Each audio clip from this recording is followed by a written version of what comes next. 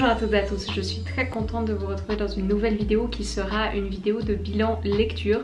Je vais vous présenter 7 de mes lectures que j'ai faites sur le mois de février-mars à peu près. Cela fait longtemps que j'avais envie d'en parler en vidéo. Le petit bémol, c'est que c'est une période où j'ai pas beaucoup lu. Je pense que comme pas mal d'entre vous depuis quelques semaines, l'actualité est un petit peu pesante et pour moi c'était difficile de trouver du temps et surtout les bonnes capacités mentales, si ça a du sens, pour vraiment m'asseoir et pouvoir lire.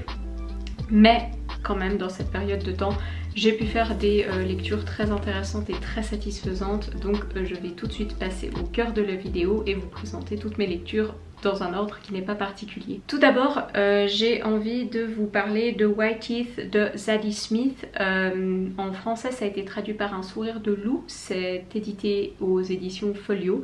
Zadie Smith est considérée comme l'une des grandes voix de la littérature contemporaine britannique. Elle est née et elle a grandi à Londres, c'est là où elle vit toujours aujourd'hui. Et ce livre va du coup parler de sa ville natale. Il a été publié en 2000, c'est son premier roman. Et si vous voulez, vous pouvez peut-être le voir à la taille. C'est un roman fleuve qui commence à partir des années 70 et qui vient se terminer dans les années 90. Et nous suivons tout autant l'évolution de Londres, je dirais, que l'évolution des deux personnages principaux. Donc tout part du personnage d'Archie, qui est un ancien combattant de l'armée britannique qui vient de divorcer avec sa femme et qui décide de se suicider au début du roman. Bien évidemment il ne va pas réussir à le faire et qui va reprendre contact avec un ancien ami de l'armée britannique qui vient du Bangladesh et qui est retourné s'installer à Londres avec sa femme Alzana. Et donc autant Archie et sa deuxième femme Clara, qui est beaucoup plus jeune que lui, et son ami Samad et sa femme Alzana vont avoir des enfants. Donc peut-être que vous comprenez un petit peu les enjeux de ce roman, mais il s'agit vraiment de ces deux générations que l'on va suivre au fil des pages, deux points de vue différents. Et je ne vais pas aller trop loin dans le résumé pour ne pas vous spoiler le livre, mais disons que à travers ces différents personnages, on va vraiment suivre l'évolution sociale de Londres, de la société britannique qui devient petit à petit multiculturelle. On va voir également l'évolution du Grand Londres. Vers la fin du livre, il y a une troisième famille qui va s'installer, qui va également chambouler un petit peu les choses. Donc on est vraiment dans un univers qui est très coloré, qui est très diversifié, qui impose différents points de vue. Et ce qui est intéressant, c'est que Zadie Smith, elle va chercher à amplifier le quotidien, à prendre des événements qui peuvent paraître comme banaux au début et vraiment les pousser jusqu'à leurs limites afin de pouvoir discuter de certains moments phares de la société britannique. Elle va parler autant de relations amoureuses que de relations amicales, elle va parler de religion, elle va parler de genre, elle va parler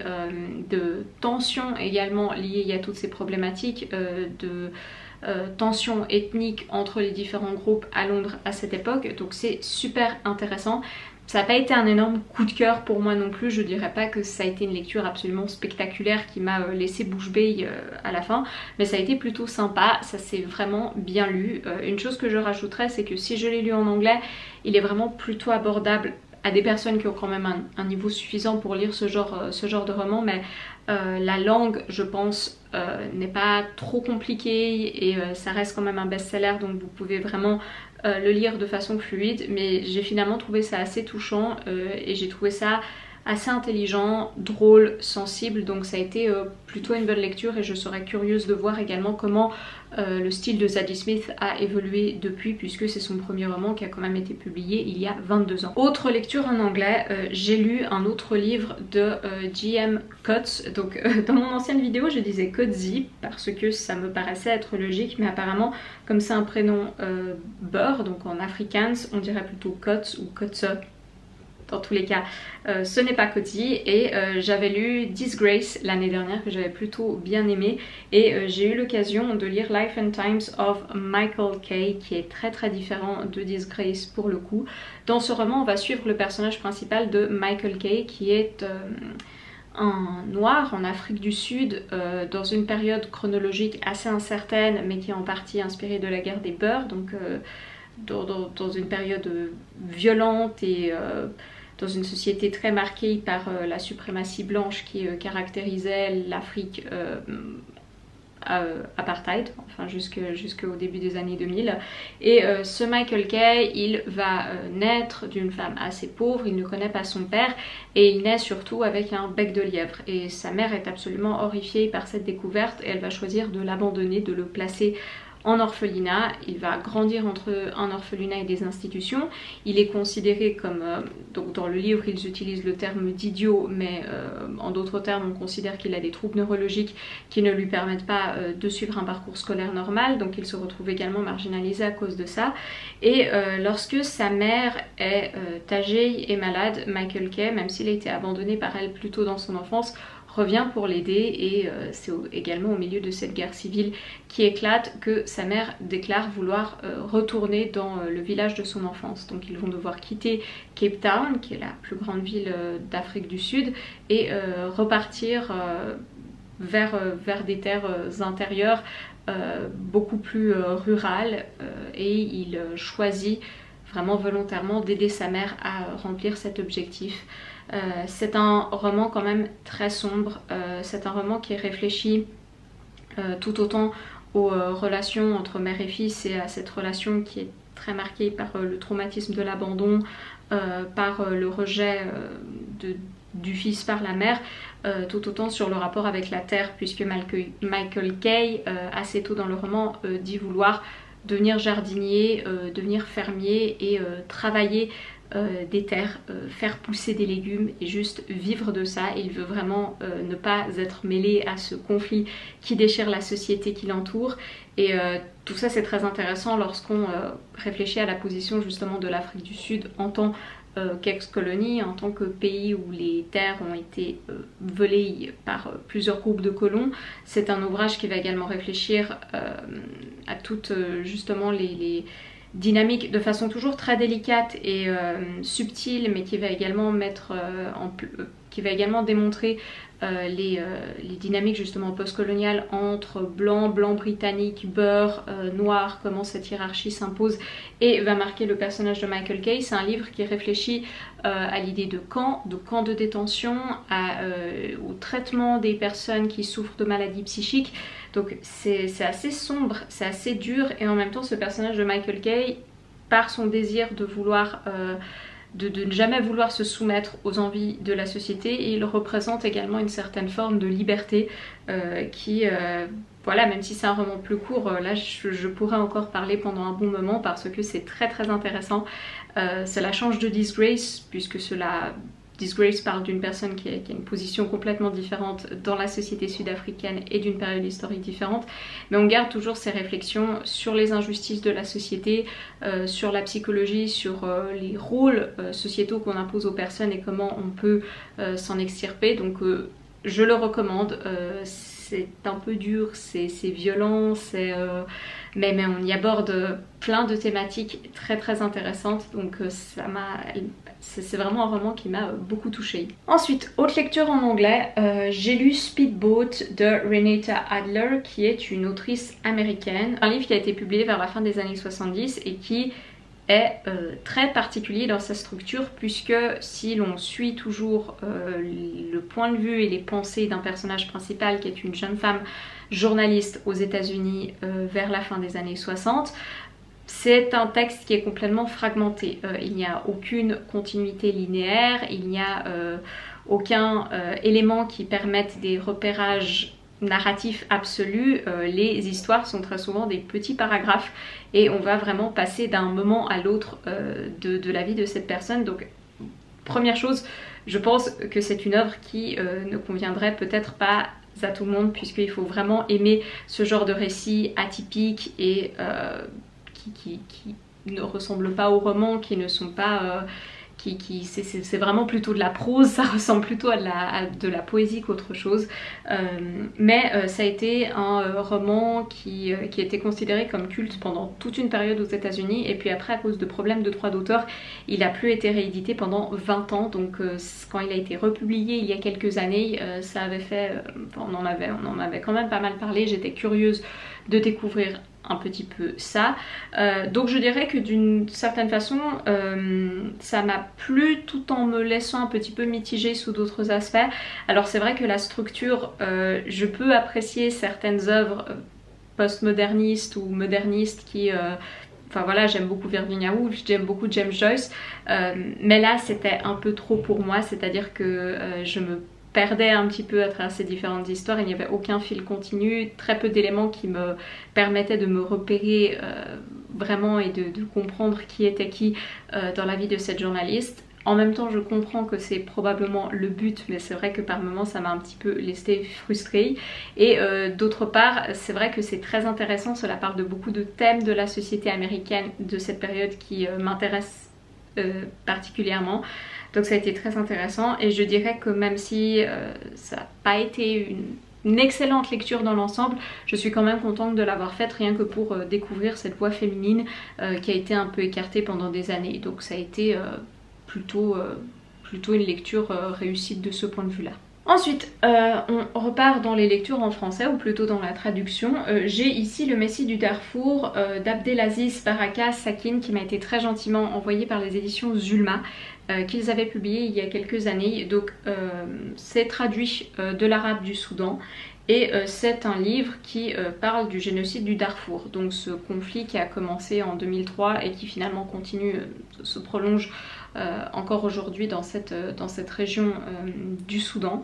Ça a été une lecture plutôt intéressante. Encore une fois, nous avons différentes histoires, enfin la narration est entrecoupée entre différentes histoires du point de vue de différents personnages, mais ça va quand même suivre le personnage principal d'Abderrahman, qui est une jeune femme qui se retrouve prise dans ce conflit, qui est une civile et qui va se faire violer par des Janjaweed.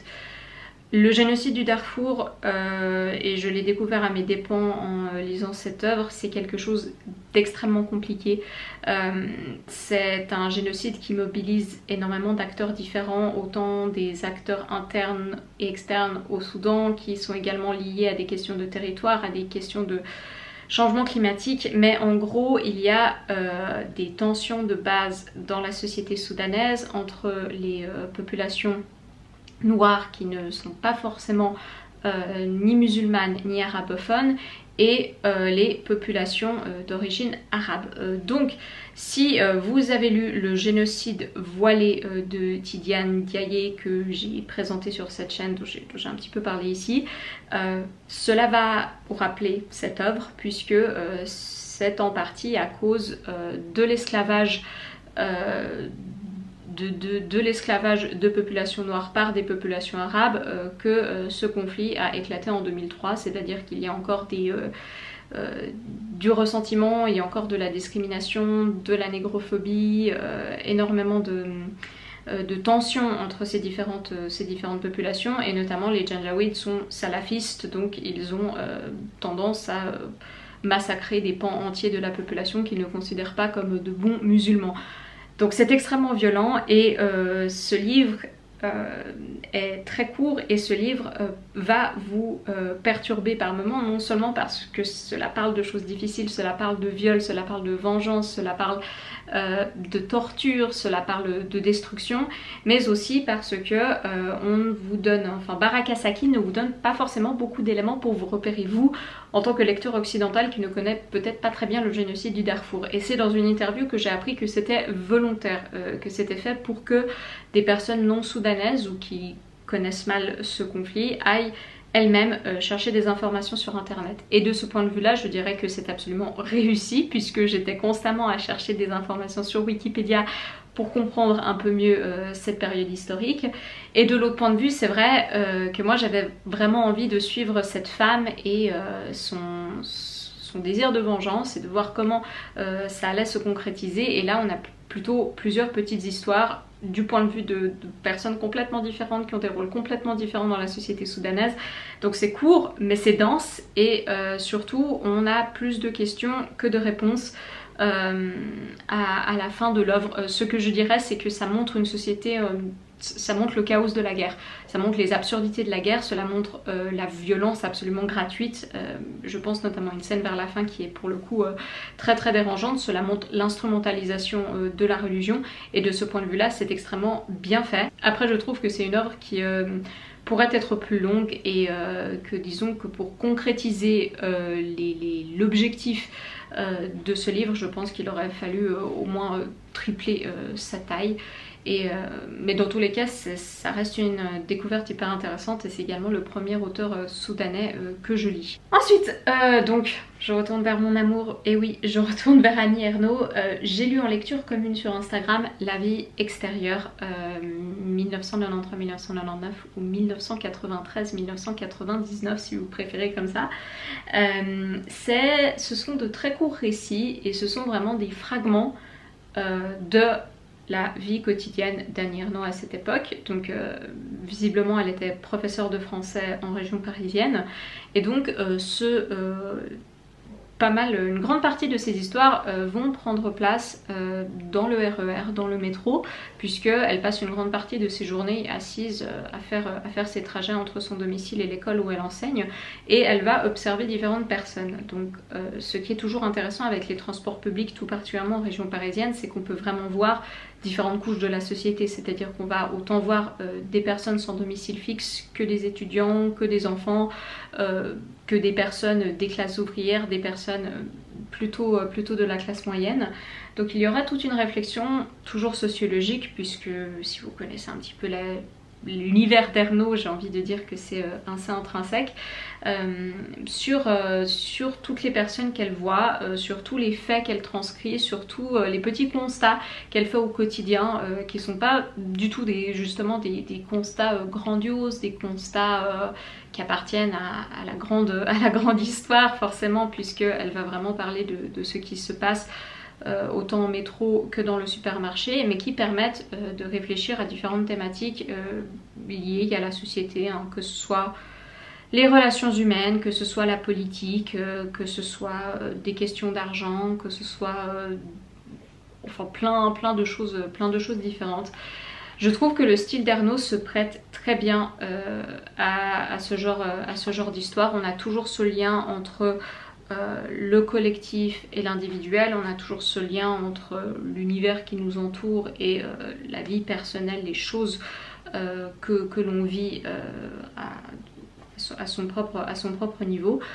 Donc je n'ai pas forcément trouvé que c'était forcément l'œuvre la plus remarquable, encore une fois, d'Ernaux que j'ai lu, mais ça a été... déjà ça m'a fait toujours plaisir de retrouver la plume de cette autrice que j'apprécie beaucoup. Ensuite ça m'a quand même permis d'apprendre certaines choses et j'ai trouvé l'exercice intéressant, hein, puisque son but c'était vraiment de reporter ces petits faits tous les jours et également pour ne pas pouvoir les oublier. Donc toujours intéressant et toujours quand même je dirais avec une certaine puissance, notamment au niveau sociologique. Ensuite je vais vous parler d'une déception. J'ai pas envie de trop en parler non plus parce que pour plein de raisons j'ai pas envie d'être trop négative sur cet auteur. J'ai lu La faute de l'abbé Mouret d'Émile Zola dans le cas de Lisons les RM, qui est une initiative proposée par Napolita et Antastésialite, et tout comme elle, ça n'a pas été un coup de cœur. Je me faisais la réflexion avant de commencer cette œuvre que je n'avais jamais... J'avais toujours aimé mes lectures d'Émile Zola et après j'ai lu La faute de l'abbé Mouret, ça m'a fait un petit peu remettre en question différentes choses. Alors comment dire, on suit Serge Mouret, si vous avez lu La conquête de Plassans, c'est le fils... Là, je sais déjà plus le nom de son père, c'est le fils de Mouret, ça sert à rien.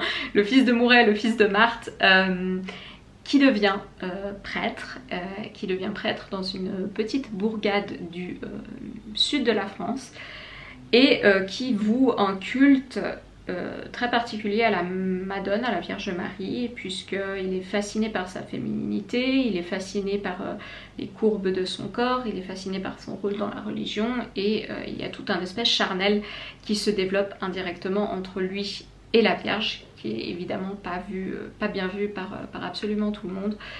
Et jusque là c'était très intéressant, je m'étais dit ça reste un Rougon-Macquart, il y aura toute une réflexion sur le rôle de l'église catholique dans la société française du Second Empire, sur le rôle de ce Serge Mouret.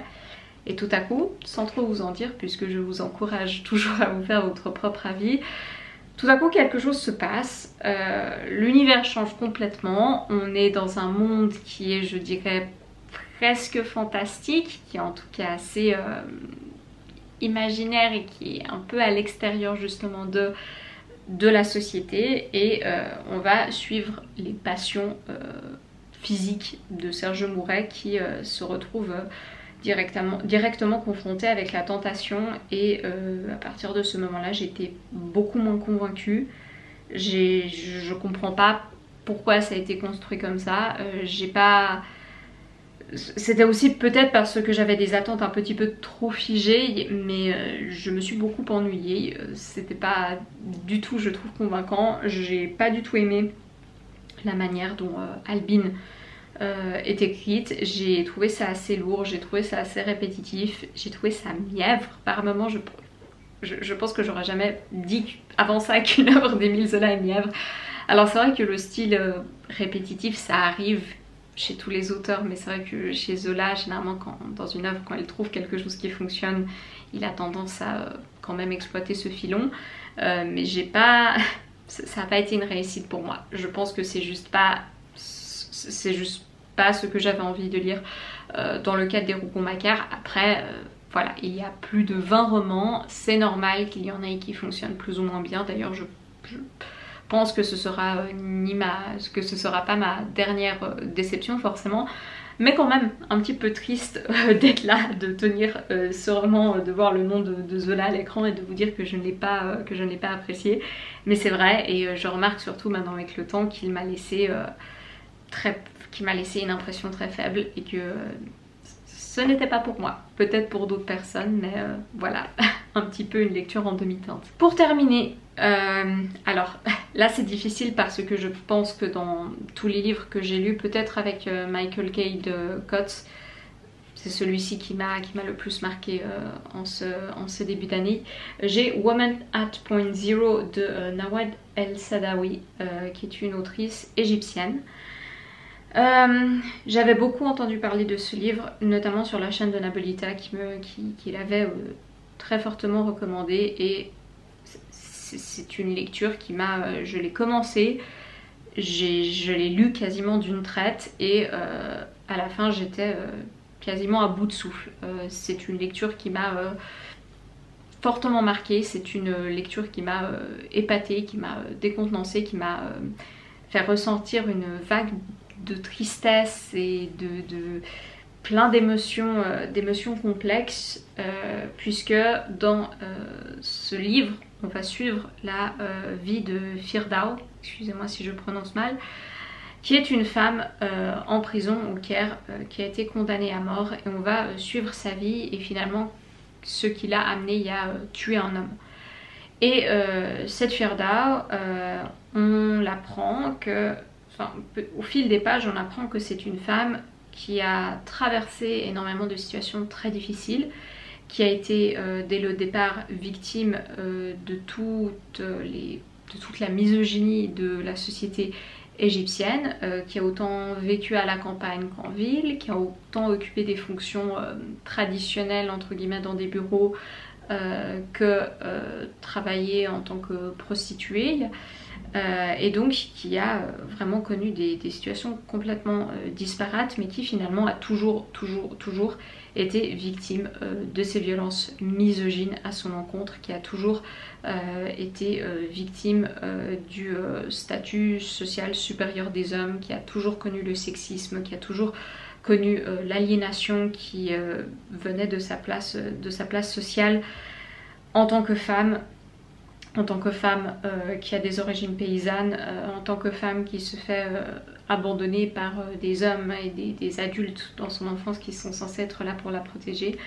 Donc c'est un livre qui parle de choses très difficiles, c'est un livre qui aborde, je pense qu'on a conscience qu'il y a une misogynie comme il y en a malheureusement partout dans le monde, mais je pense qu'on a conscience que la société égyptienne n'est pas forcément facile pour les femmes, mais c'est vraiment à travers ce livre qu'on prend conscience de plusieurs éléments et qu'on prend conscience un petit peu de l'application de cette misogynie dans ce contexte culturel. Donc j'ai trouvé ça bouleversant. Je vous laisse imaginer que ce n'est pas une lecture joyeuse et en même temps, cela peut sembler paradoxal, mais en même temps on trouve une forme d'espoir dans ce personnage de Firda, où on trouve en tout cas un rejet de la domination masculine. On trouve une forme complètement tragique et complètement terrible de recherche d'indépendance dans cette société où tout est extrêmement compliqué. On réfléchit également sur le meurtre physique qu'elle impose à une personne, mais qui reflète finalement le meurtre social et le meurtre multiple dont elle est victime dès son enfance et de toutes les violences accumulées qu'elle a dû supporter tout au long de ces années. Donc c'est une lecture difficile, mais je ne peux que vous la recommander. Alors c'est compliqué par rapport aux thèmes qui sont abordés et en même temps il n'y a pas vraiment de scène que j'ai trouvé insupportable. C'est écrit par une femme, il n'y a pas forcément de... Donc on est protégé, je dirais, d'une certaine façon d'une forme de voyeurisme, mais alors pour moi ça a été un des moments littéraires forts de cette année. Et je tiens à préciser que toute l'œuvre de Nawal El-Saadawi, qui était pratiquement introuvable en français, sauf à des prix extrêmement élevés sur internet, vient d'être rééditée. Donc n'hésitez pas, c'est court, ça vous prendra une seule soirée et ça va vraiment vous chambouler et vous faire réfléchir à la condition féminine sous ses différents aspects. Donc de très loin, ma meilleure lecture pour cette période. Voilà, c'est tout pour cette vidéo. Donc comme vous avez pu le voir, c'était dans l'ensemble plutôt réussi, je dirais. Alors c'est vrai que pour la plupart de ces lectures, j'ai finalement toujours précisé que ce n'était pas forcément la meilleure lecture, etc. Mais je dirais que dans l'ensemble, j'ai pris plaisir à tous ces livres, sauf à celui malheureusement d'Émile Zola. Dans tous les cas, j'espère pouvoir reprendre la lecture un petit peu plus sérieusement. J'espère pouvoir continuer à faire du contenu littéraire. Ça fait très longtemps que j'en parle, mais j'aimerais beaucoup faire une vidéo sur ma lecture du Ulysse de James Joyce. Cela me paraît quand même important. Voilà, n'hésitez pas à me mettre en commentaire vos lectures dernièrement et ce qui vous a plu.